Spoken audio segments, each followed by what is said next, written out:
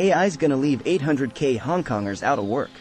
AI-based tech is gonna affect around 800,000 employees, or 25% of Hong Kong's total workforce, according to the 2023 Hong Kong Salary Guide.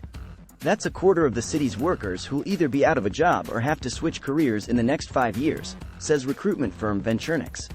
They also said illustrators and content creators are more likely to get replaced. It's no surprise that AI and other digital tech are bringing big changes to many industries, said Yin Ran, a Shanghai angel investor. China's tech giants Alibaba, which owns The Post, Baidu, and SenseTime, have all launched their own AI chatbots in hopes of improving their e-commerce, finance, and medical services efficiency. In 2018, BCG estimated that 2.3 million finance industry employees in mainland China would lose their jobs or be reassigned to new roles by 2027 due to AI. That's 23% of the banking, insurance, and security sectors. Thanks for watching.